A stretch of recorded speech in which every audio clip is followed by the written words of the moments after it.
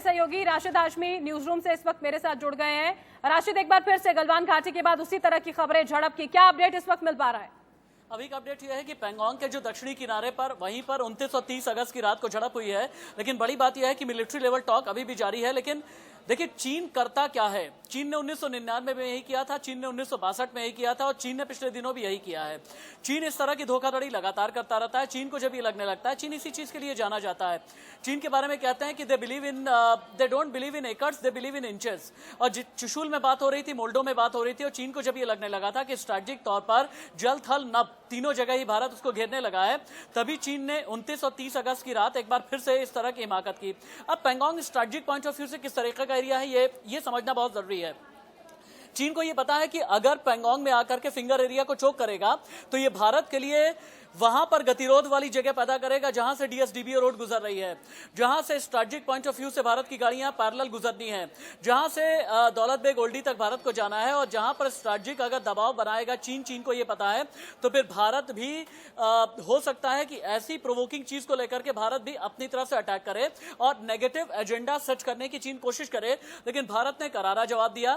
भारत ने, बड़ी बात यह है कि चीन की सीमा तक भी जाने की कोशिश की है और चीन के जितने सैनिक है उन्हें खदेड़ा गया है। हाँ, लेकिन इतना जरूर है, फिंगर 4 एरिया के आसपास आकर के चीन इस तरह की हिमाकत करता रहा है।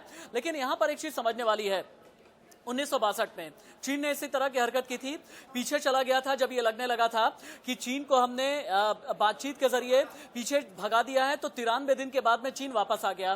ठीक इसी तरह से आपको याद होगा कि डोकलाम में किस तरह से भूटान का इस्तेमाल करके ट्राई जंक्शन का इस्तेमाल किया था चीन ने, और आज से 3 साल पहले उसने डोकलाम किया था जब ये लगने लगा था कि नहीं, डोकलाम के आसपास में हिमाकत नहीं होगी, तब पेंगोंग के आसपास में हिमाकत की। जब पेंगोंग के आसपास हमने भगाया था, आपको याद होगा मई में, तब गलवान में जाकर के चीन अपने बेस कैंप बनाने लगा था, और गलवान में भी जो झड़प हुई थी जिसमें लगभग 15 से 20 हमारे सैनिक भी शहीद हुए थे और उसमें चीन के भी लगभग 40 से 45 सैनिक मारे गए थे, तब फिर चीन को यह लगने लगा कि अब भारत, देखिए भारत कर क्या रहा है। स्ट्रैटेजिक पॉइंट ऑफ व्यू से भारत ने जितने भी क्वाड मुल्क हैं इन्हें अपने साथ में ले लिया है। भारत में जल थल नभ, अब थल की जहां तक बात है, भारत ने T-90 टैंक को डिप्लॉय कर दिया। चीन को ये लगने लगा कि यहां पर तो T-90 टैंक भी डिप्लॉय हो गया, यहां पर तो तेजस भी आ गया है, भारत के जितने भी आर्म्स एम्यूनिशंस हैं ये 60 के दशक वाले नहीं हैं। और चीन को जब ये लगने लगा कि एशिया में एक महाशक्ति बनना और विश्व की महाशक्ति बनने में जब Bharat strategic point of view से, मिलिट्री पॉइंट ऑफ व्यू से, कूटनीतिक पॉइंट ऑफ व्यू से बहुत आगे जाने लगा है और भारत की लामबंदी में चीन फंस गया है। चीन जो है दक्षिणी चीन सागर में फंसा है। चीन अपनी उस जगह पर फंसा हुआ है जहां पर असल में समंदर में कब्जा करने की कोशिश करता है। चीन वहां पर फंसा हुआ है जहां पर हमने, आपको याद होगा कि किस तरह से राफेल ला करके चीन को अपनी हवाई जद में ले लिया था। चीन अगर चेंगडू सीरीज के इतने जेट फाइटर बनाता है तो भारत ने यह साबित कर दिया कि इंडियन एयरफोर्स की ताकत 60-62 के मुकाबले बहुत ज्यादा बढ़ गई है।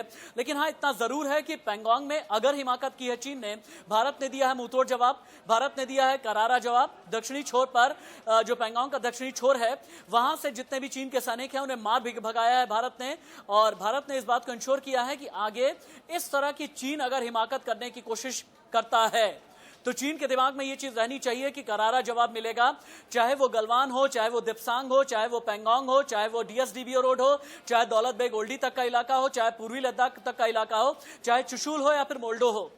लेकिन हाँ, भारत ने पूरी स्ट्रैटेजी में चल रहा है कि एक तरफ तो हम सैनिक को जवाब देते रहेंगे, लेकिन हाँ, दुनिया के सामने हम ये भी दिखाएंगे कि हमने अपनी तरह से बातचीत बंद नहीं की है।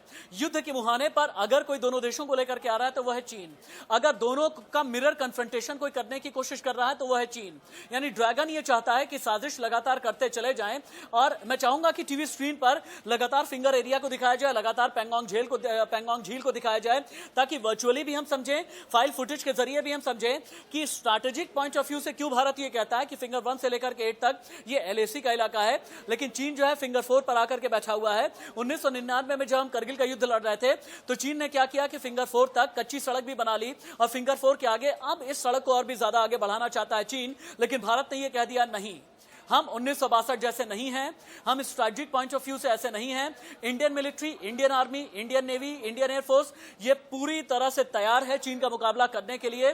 और हाँ, चीन ये भी जानता है कि आजादी के बाद हमने 5 बड़ी लड़ाइयां लड़ी हैं। 40 के दशक के अंत में हमने लड़ा, 62 लड़ा, 65 लड़ा, 71 लड़ा, 1999 करगिल भी लड़ा है। यानी युद्ध कौशल के मामले में भारत के जो सैनिक हैं थल पर जमीन पर किसी से कम नहीं है। और चाहे अब T-90 की डिप्लॉयमेंट हो, चाहे फिर उसके बाद राफेल का आ जाना हो, चाहे तेजस की डिप्लॉयमेंट हो, आर्म्स एम्यूनिशन की डिप्लॉयमेंट हो, और चीन को यह भी पता है कि चूंकि ठंड आने वाली है, ठंड आने से पहले और भी ज्यादा भारत पर दबाव बनाए।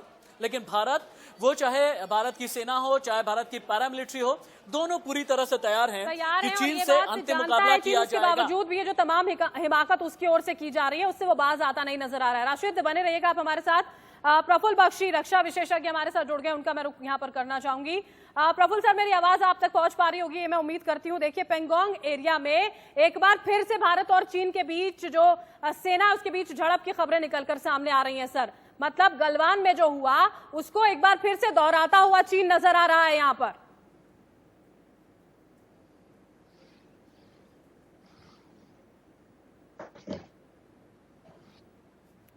कैसे करते? पूछों पर ताव देने की जरूरत है एक बार फिर से, क्योंकि चीन जितनी बार भी आंखें तरेरता है, विंग कमांडर प्रफुल्ल बख्शी हमेशा ही ये बताते हैं कि अब चीन ये समझ जाए। फिर से हम आपसे संपर्क करने की कोशिश यहाँ पर करेंगे। तकनीकी थोड़ी खामी है यहाँ पर, उनसे हम बातचीत करेंगे, समझेंगे कि आखिर इतना लंबा समय यहाँ पर बीत चुका है, बार बार परिस्थिति को खराब करने की कोशिश चीन की ओर से यहाँ पर क्यों की जा रही है।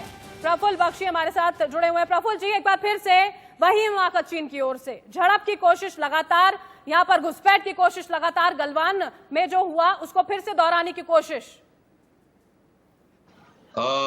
चीन अपना कार्यक्रम पूरा कर रहा है, जो चीन ने प्लान किया था उसको कर रहा है, और चीन पिछले 60 साल से कर रहा है। तो उसमें हमारे को इस समय हैरानगी क्यों हो रही है? ये जो चीन ने बोला है वो करना चाहता है, वो कर रहा है। अगर वो थोड़ा सा आपके साथ चतुराई दिखा रहा है, क्योंकि वो उसको पता है कि आप उसके झांसे में आ जाएंगे, तो वो कर रहा है। मैं आपको ये बताने की कोशिश कर रहा हूं, जब हमको पता है चीन का ये रवैया है, तो उसके बावजूद हम क्यों उसके जाल में फंस रहे हैं? चीन चाहता है हम एक्शन ना लें, हम एक डिस्कशन और टॉक्स की वेट करते रहे, जैसे कि आपको सुब्रमण्यम स्वामी साहब ने बताया था, और इसी तरीके से समय निकाल देगा, वो अपने को कंसोलिडेट करेगा। जो मई में टॉक्स करनी शुरू करी थी, अब देखिए उसकी पोजीशन कितनी स्ट्रांग हो गई है। और अगर आपने ये विंटर निकाल दी, तो ये चीन कर रहा है, ये ही है इसकी स्टोरी। तो सर, वो दिखाने की कोशिश पर क्यों इतना दिखावा क्यों किया जा रहा है उसकी ओर से? क्यों बार बार यहाँ पर टेबल पर आकर बात करने का दिखावा करता है?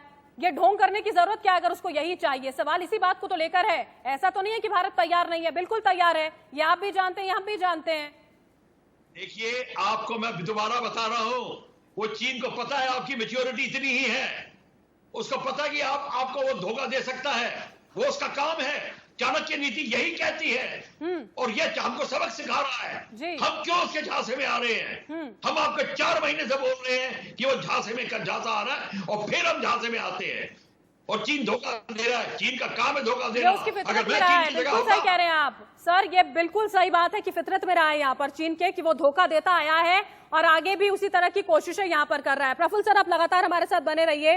देखिए, कौन कौन से वो तमाम एरियाज हैं जो विवादित हैं, सबसे पहले हम आपको वो समझाने की कोशिश यहाँ पर करेंगे, क्योंकि बहुत महत्वपूर्ण है ये समझना कि आखिर क्यों चीन बार बार उसी हिमाकत को करता है और दोहराता रहता है। फिंगर एरिया सबसे पहले समझाने की कोशिश करेंगे। फिंगर 1, 2, 3, 4, 5, 6, 7, 8 तक लेकर ये फिंगर एरियाज हैं जो सबसे ज्यादा विवाद है। देखिए, 4 और 8, फिंगर 4 और 8 के बीच चीन और भारत की सेना जो है वो गश्त करती है, और इसी पूरे एरिया में ये विवाद रहता है। आमतौर पर देखिए, भारतीय सेना जो है वो फिंगर 8 तक गश्त करने के लिए पहुंचती थी पहले, लेकिन अभी क्या हुआ, फिलहाल जो रहा उसमें क्या हुआ, इस रास्ते में चीनी सेना जो है वो भी गश्त करती है इस पूरे एरिया में, लेकिन जो भारतीय सेना है वो फिंगर 8 तक पहुंचती है। इसके अलावा मैं आपको बता दूं, जब लॉकडाउन लगा, कोरोना का समय आया, तो उस वक्त गश्त जो की जाती थी गश्ती दलों की ओर से, उसमें बदलाव हुआ था। दोनों देशों की टुकड़ियां जो हैं इसी एरिया में आमने सामने आ जाती हैं। चीन की सेना कोरोना काल में देखिए, ये जो फिंगर 4 है यहां पर आकर बैठ गई, यहां पर आकर बस गई, अपने टेंट्स लगा लिए, और उसके बाद झड़प जो है वो शुरू हुई। यहीं से ये पूरा का पूरा विवाद यहाँ पर शुरू हुआ है। अब यहाँ पे आने के बाद जो चीनी सेना है वो भारतीय सेना को आगे नहीं बढ़ने दे रही है, फिंगर 8 तक जाने नहीं दे रही है, क्योंकि देखिए, ये बात एक बार क्लियर कर दी जाए कि भारत के हिसाब से जो LAC है वो यहां से गुजरती है। फिंगर 8 आप देख पा रहे हैं। और चीन का ये दावा है, ये दावा चीन करता है कि LAC जो है वो फिंगर 4 से गुजरती है। भारत बार बार जब यहाँ पर बात कर रहा है टेबल पर बैठ के, तो ये कह रहा है चीन को कि अपनी सेना को लेकर पीछे हटे, वापस जाए, यथास्थिति जो थी अप्रैल के महीने में उसको वापस बनाया जाए। लेकिन जो चीन है वो मानने को तैयार नहीं है। यथास्थिति मतलब फिंगर 4 के पीछे चला जाए, फिंगर 8 के पीछे चला जाए। नक्शे को अंतिम रूप नहीं देने से दोनों देशों में तनाव है। ये बहुत बड़ी स्थिति जो है वो इसीलिए पैदा हुई है। ये LAC जो है वो उसको फाइनलाइज नहीं किया जा पा रहा है, इसी वजह से बार बार झड़प की, तनाव की स्थिति पैदा होती है। अब जो गतिरोध के 6 मुख्य बिंदु हैं वो कौन कौन से हैं भारत और चीन के बीच में? गलवान वैली में पेट्रोलिंग पॉइंट 14 है, जहां से कुछ वक्त पहले पीछे हटा था चीन। धोखा एक तरह से मान लें आप उसको। गलवान वैली में पेट्रोलिंग पॉइंट 15 है, वहां से भी ये कहा गया कि चीनी सेना जो है वो थोड़ी पीछे हट रही है। देपसांग है, दौलत बेग ओल्डी है, हॉट स्प्रिंग एरियाज हैं। उसके अलावा पेंगोंग सो एरिया में जो फिंगर 4 है, जिसका जिक्र अभी हमने यहाँ पर किया है, वो है यहाँ पर मुख्य बिंदु गतिरोध का।